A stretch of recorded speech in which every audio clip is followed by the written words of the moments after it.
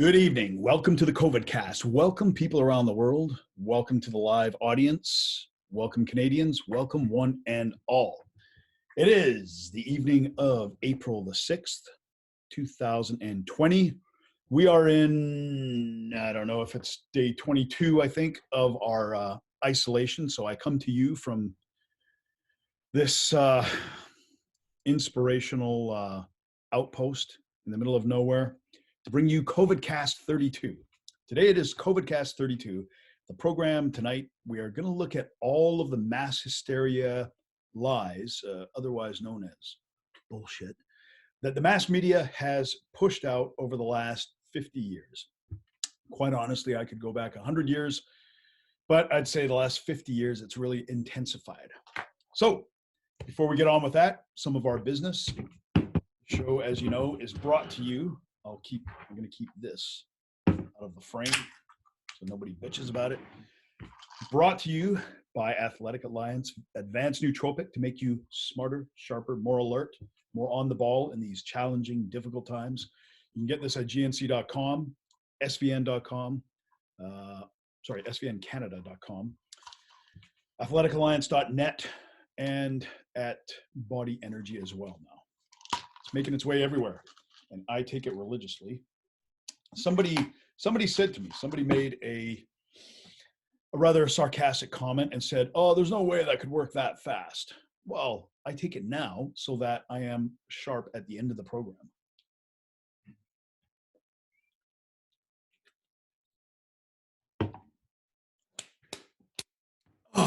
Tight.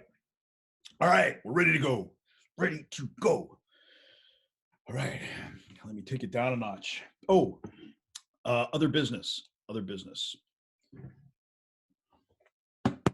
This HydroPro Hydrolyzed Whey, $10 at GNC right across Canada. This bad boy. We are giving away a 12-pack of premium grade toilet paper. So at the end of next week, we are going to be giving this away free. I'm going to ship it out to you. I'll even pay the shipping, okay? It's going to go to, you must subscribe to the Rick Richards channel. You must like and share the videos, and you must share something about your current situation in the comments. It doesn't have to be some sob story about how you got fucked around. It doesn't have to be some positive rainbow and sunshine, just some story about your everyday life, and you will get this. And this isn't the low-end stuff. This is Cottonelle. This is Comfort and Care 2-ply, and it's got a panda on it.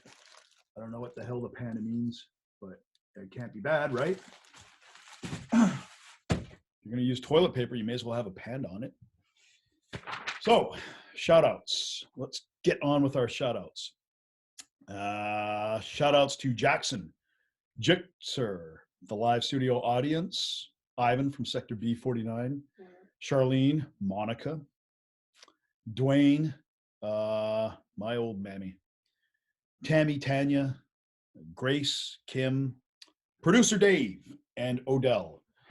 Dave and producer Odell, Dan Dix, of course, Tim the Bot, Vanessa, Kushi, Diana, and special friend of the show, Lisa.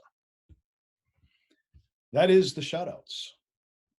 We are moving along quickly tonight. Let's go straight into some COVID updates. Oh my God, I got a lot of windows open here. I'm gonna have to close some of these. But first, let's do this.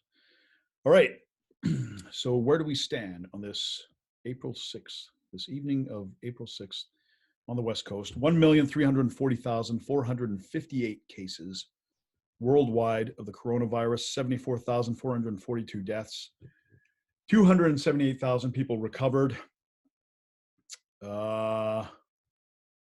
Boris Johnson, actually. Here's something I will share for you. Boris Johnson is in critical care. Boris Johnson came down about 10 days ago with the coronavirus, and he is now in intensive care. So if you are wondering who the next highest ranking officers or members of the British cabinet were, That would be after Boris Johnson, should something happen to him. Rishi Sunak, Dominic Raab, and Priti Patel. She's Priti Patel. That is who is next in line if Boris should unfortunately take a turn for the worst. I would normally have a lot more sympathy for him, but Boris, if you recall, initially wanted to practice a herd immunity. So in other words, we're going to let the virus sweep through the population. Some of you may die, but that's a sacrifice I'm prepared to make. Well, sorry, Boris. Sorry, man. Sometimes you cause the whirlwind, sometimes you reap the whirlwind. And that's kind of what's happening to him. But nevertheless, I don't want anything bad to happen to the guy. I hope he gets better. Hope he gets well now. People say get well soon. I say get well now. Why soon? What does soon mean? Does that mean, hey, I want you to suffer for a few more days and then get better? No, get well now. So Boris, our wishes are, our best wishes are out to you. Maybe not our best wishes, but some good wishes. So the U.S. has had 1,100 casualties overnight or in the last day, adding to the total of 10,764. 363,000 people in the United States have the virus. That is about a quarter of the worldwide cases, just in America, if we're to believe the stats out of China. France is closing in on 100,000. Italy and Spain, death rates in both countries are kind of falling off. Italy especially is down to 636. So I think for all intents and purposes, you can say that the virus has peaked in Italy. They're still adding new cases in the thousands, but the actual number of fatalities is falling, and you know, it may go as high as 25,000 or so. They still have close to 100,000 active cases, 4,000 of which are serious. So I think certainly this number will go over 20,000 in total deaths, but I think they're at the peak now and probably trending downwards. And a lot of the other countries are as well. Sweden, as you know, we are watching because they've practiced, again, kind of a hands-off approach. They're sort of just taking a sensible distancing approach. I believe they may be, well, they're recommending some sort of isolation, but not actually closing any businesses or restaurants. And I think isolating older people. Belarus has basically just said, to hell with it. Belarus has said, if they die, they die. And where is Belarus? Geez, I always missed a lot of countries here. This virus is basically in every country in the world. Oh, shit. I don't know. I missed it in there somewhere, but whatever. Awkward silence. Well, okay, forget it. You're off the hook, Belarus. Jamaica is another place that's all they're doing is some distancing and quarantining the old people. I think Jamaica might have got it right. I think Jamaica is doing actually a really good job with this. Doesn't seem to be a huge problem. Yeah, whatever. We'll move on from this. But yeah, Belarus is one of the countries we're watching. They do have it now. There has been some spread, but it's not super serious as of right now. So let's go to Canada, our own backyard. And we are seeing kind of the same thing that we had been seeing earlier on. We are seeing a rapid increase in cases. Rapid, but I mean, if we were to keep it in perspective, not nearly as fast as some other places like the United States. On British Columbia, the original hotspot, 1,200 confirmed cases, 39 deaths. We're probably over the next 2 weeks going to see the peak of fatalities each day. Same with Ontario and same with Quebec, I would imagine. And I think then, and I've been predicting this a while, so I want to be very clear on that.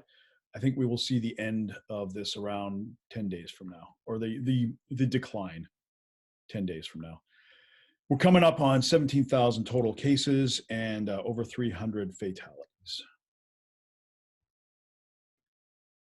So there you go. That is the situation that we're in. Let me just make sure that I have no other clutter in here. So that's the situation that we're in right now. Like I say, I think we're going through peak infection and peak fatality. The infection rate is at its peak right now. The fatality peaks are going to sort of lag by about 2 weeks behind. And that's what we're in now for every place that has taken precautions or practiced social distancing. I think over the next couple of weeks, it's going to be imperative upon us to focus more on how to work our way out of this. Earlier today, I took you guys through the benefits package, the website for it and how to go on. And, I mean, you're not going to get a lot of sympathy from people.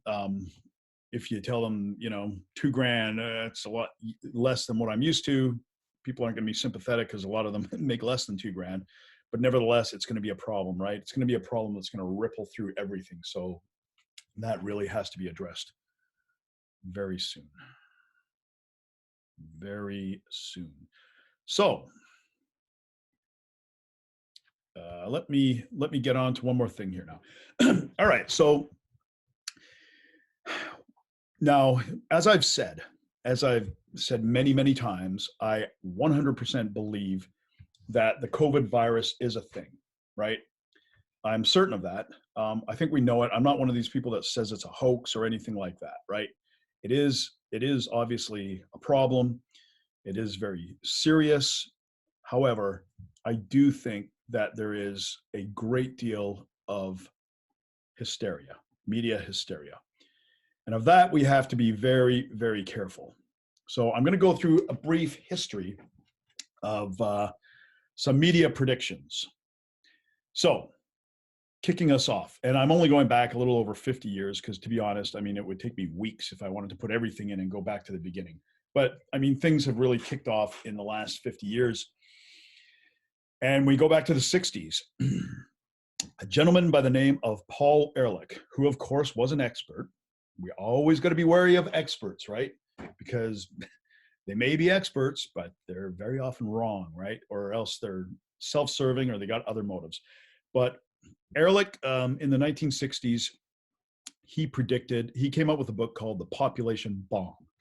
The Population Bomb. This was a bomb that was going to go off. And if you know anything about the world at that time, the 1960s, Europe and North America were in the midst of a baby boom that had started right after World War II and had gone right up to about 1970-ish. So there was a baby boom at the time, and Ehrlich looked at this and he predicted that there was going to be a population bomb which would lead to a famine. We would see widespread starvation completely around the world. And I kind of have coined my own term on this. I call it the goldfish mentality. And so a goldfish has about a 3-second memory. So essentially, whatever a goldfish is doing, as far as it knows, it's been doing that its whole life, right? Because if your memory is only 3 seconds and it runs out every 3 seconds, when you're doing something, as soon as you've been doing something for 3 seconds, you assume that you've always been doing that, right? More or less. And that's what you see with things like this. I mean, people are in the midst of something and they extrapolate that completely beyond anything reasonable. So this was the prediction in the 60s. The population bomb, mass starvation was coming for us. So the media picked that up, but they started to get confused. So population overcrowding, it was sort of, by 2013, by this point, China's one-child policy had become a crisis.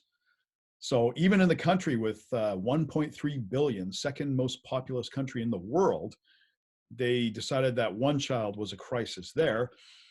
And in America, they were advertising the child-free life.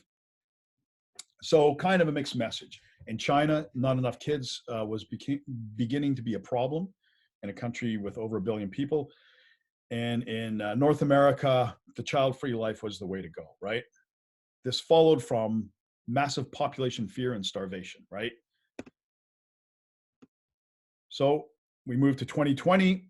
Well, declining population is now a disaster to be avoided at all costs. Europe needs more babies, many more babies, to avert a population disaster. Immigration has helped America retain population size amid rapidly declining fertility rate. Canada needs a lot more people, and soon. Our aging population will bring big problems within a decade if we don't increase immigration. Our target should be 100 million people by the next century. Empty planet, the shock of global population decline. So here you see, we've run the full gamut. We've run, guys, our population is out of control. You should be very scared, to, here it's bad, here it's good, to, we need more people, our population is falling. So, okay, guys, are you sure you're experts? Are you sure we should listen to you? So let's move on from that. Population was a big problem, then not a problem, then kind of a problem, I don't know. Okay, 1970s, media circulates fear of global famine. Look, guys, you better take this seriously. Famine, 1975. Good old William and Paul Paddock. I guess they're brothers, or else they're an early gay marriage, although that wasn't legal at the time. So maybe what were you guys up to? America's decision. Who will survive? Who's going to die? Get some fear into people, right? Are you going to die? Are you going to starve to death? Your kid's going to starve to death by 1975? Dire famine forecast by 1975. Los Angeles. It is already too late for the world to avoid a long period of famine. You see, it's already too late. Already baked into the cake, to use a food analogy for something to do with famine. Paul Ehrlich said, in the time of famines is upon us and will be at its worst and most disastrous by 1975.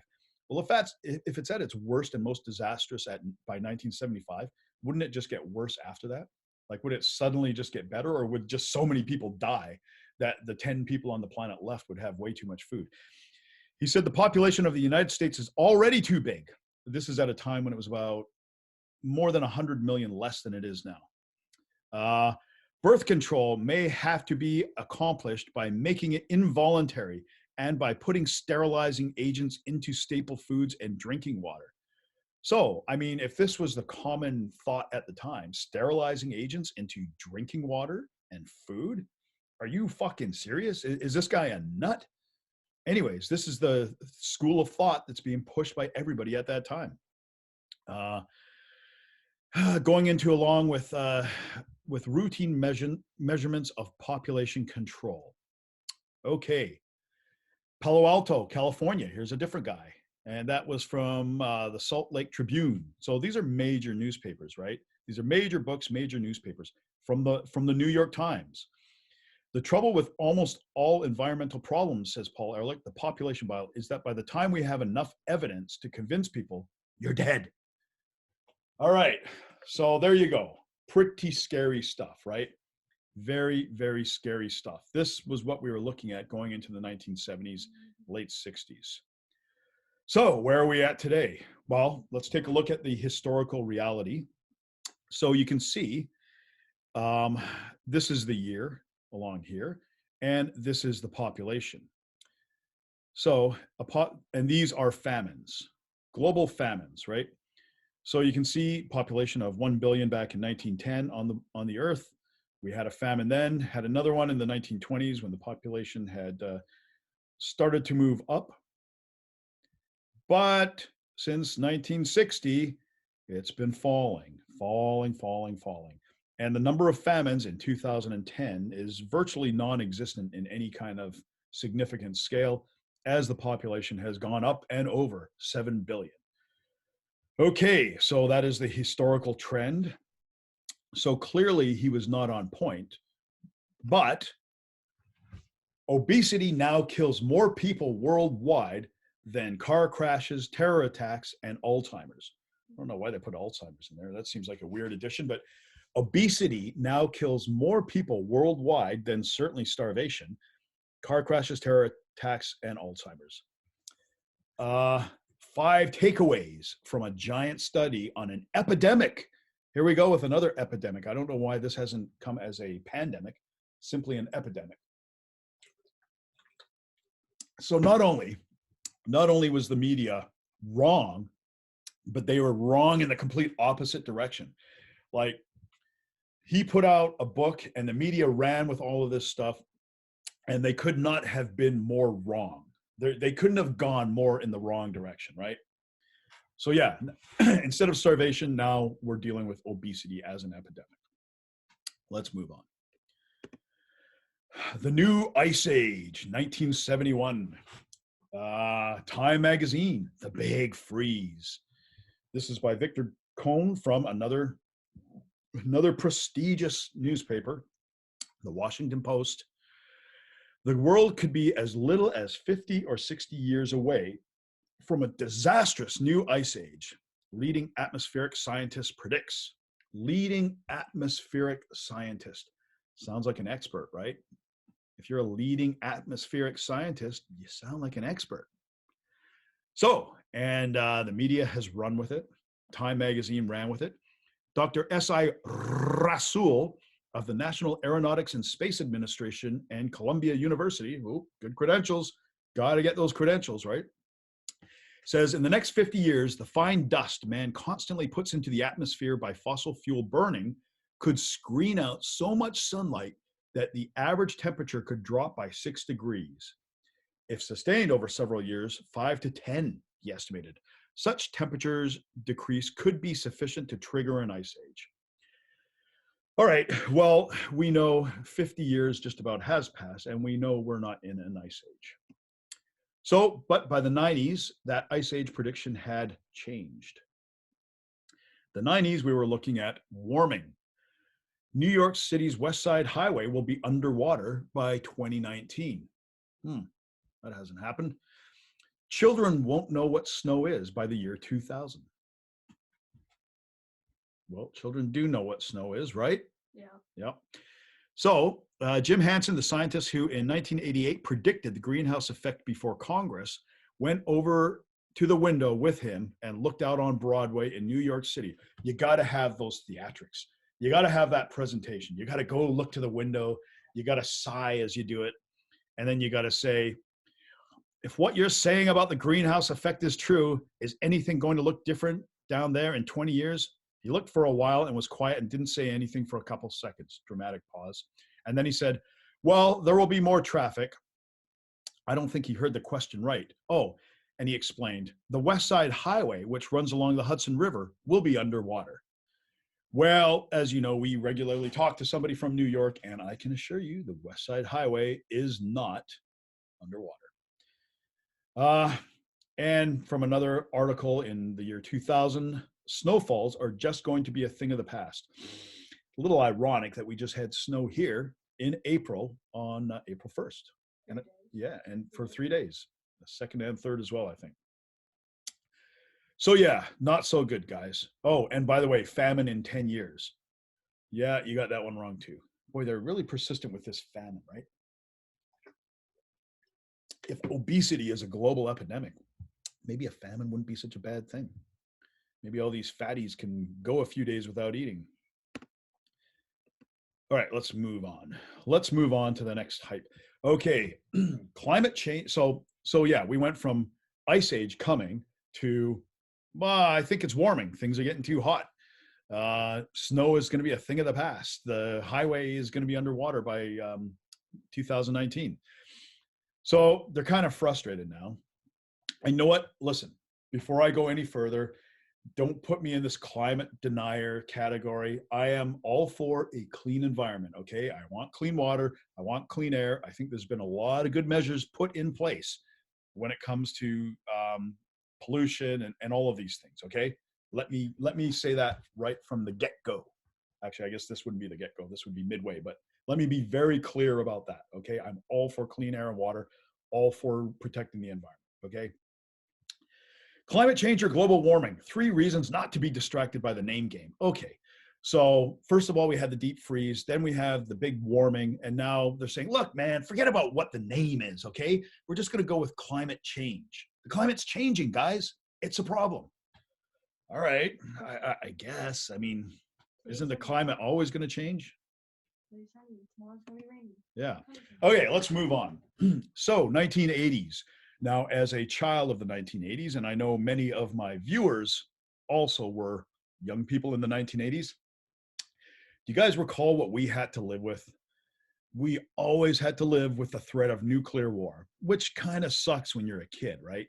When you're a teenager and you want to think of things like, riding your bike, going to the arcade, stuff like that, kind of hangs over your head that, oh, next morning, despite anything you do, the whole world may go up in smoke. Oh, and you're not just going to get incinerated. If you do live, then you're going to be covered in radiation and dust, and you're going to starve, and you're going to get chemo, or you're going to just get radiation poisoning. It's going to be a long, gruesome death. Ugh, ugh. Okay, we get it, man. So in the 1980s, we had a proliferation. The famine clearly wasn't happening. We weren't starving to death. We weren't entering the ice age. And so they're thinking, fuck, people just aren't scared enough, man. Let's find something else. Hey, remember that Cuban Missile Crisis we had with the Soviet Union back in the 60s? That got everyone's attention. Let's do something like that again. Great. What do? Nuclear war. We're just steps away from nuclear war. All right. So a bunch of films came out. The Late Great Planet Earth. Hey, by 1983, Nostradamus, of all people, prophesied that the world was going to be obliterated in a nuclear war. Okay. Red Dawn came out. This was a Soviet invasion, a Soviet and Cuban invasion of the United States, and a band of freedom fighters went out and lived in the wilderness and fought against them. Whoops. War Games was another one. And the day after told us about what it would be like to live in following a nuclear war. And it was pretty depressing. So, but that was in the 80s. Less than 10 years later, Gorbachev's empire falls apart. The Soviet Union had disbanded, and they were our friends now. Time starting over. Gorbachev turns his back on Lenin. Yanks to the rescue. The secret story of how American advisors helped Yeltsin win. Okay, so the bad guys that wanted to wipe us off the planet, hey, they're now our buddies. Scare over, right? Maybe not. 2007, Putin was Person of the Year. Wow. Oh, 2013, not so much. Threatening U.S., Putin promises Russians both missiles and butter. Now he's a bad guy. 2017, Xi from China, citizen of the world. Hey, good old guy Xi. 2019, not so much. China wants to dominate the world. Boy, they sure changed their minds quick, don't they? 1990s, starvation out, Soviet Union friend. Let's do Y2K.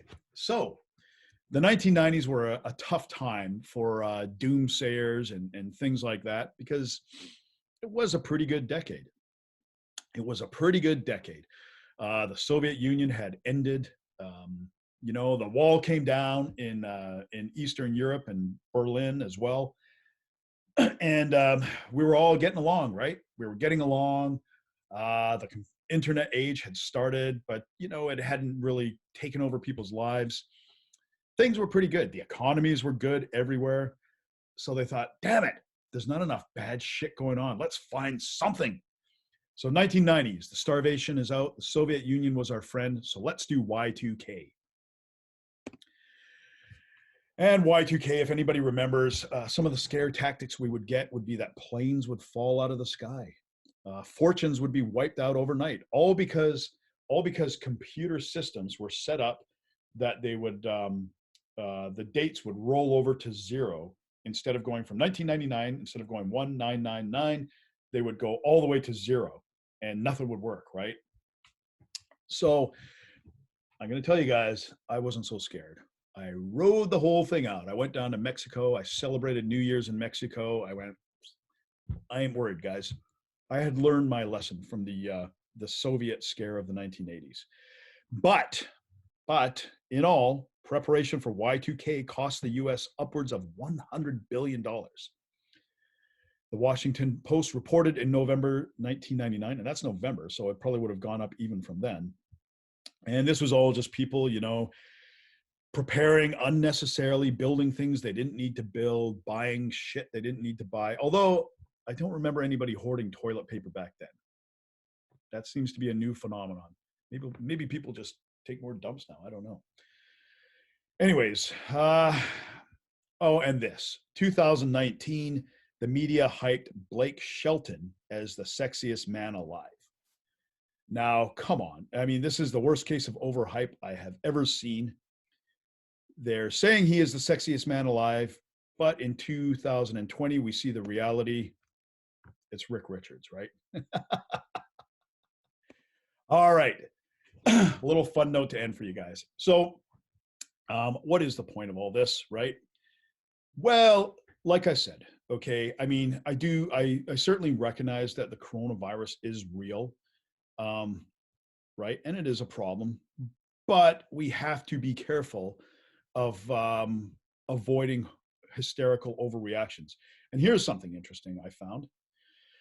This is from the good people at Wikipedia, or the assholes at Wikipedia, depending on what you think of them. List of mass hysteria cases. And there's been quite a few going right back to the Middle Ages. So, I mean, it's obviously human nature. It goes on and it goes on and it goes on and it goes on. And I stumbled upon this. Mass hysteria occurred during the 2019-2020 coronavirus pandemic. People predicted millions of deaths and closed global economies, killing many businesses and jobs and causing mass anxiety, to later realize that the death toll would not be worse than the 2009 swine flu pandemic, which claimed 150 to 570,000 lives worldwide. So, I mean, this is kind of like stepping into the future and looking back at this, right? I mean, we're still in this right now, right? But already some people have decided that, yeah, it's mass hysteria. And I would say I kind of agree with that. Again, I know it's a problem, but hey, we don't need to shut down the global economy, okay? We don't need to bundle ourselves up every time we leave the house. We don't need the police watching us when we walk through a park. We don't need beaches closed. You know, a lot of the stuff we really don't need and we really shouldn't have. So anyways, keep that in mind when you see these nasty predictions from the media, right? Keep it in mind whenever you hear from an expert. Do not just believe experts, okay? A lot of times experts are motivated by something else. They're motivated to sell whatever they're producing, or they're motivated to get attention. If an expert came on to you and said, well, I really don't see a lot of problems in the near future. I think everything's pretty much under control. That would be the last you'd see of them, right? You need them to come on and go, we've got a big problem and this is why you need to be scared. That's what they do. That's how they continue their relevance, right? So anyways, keep all that stuff in mind. Remember, stick together, and if we stand together, can't nobody stand against us. I am out.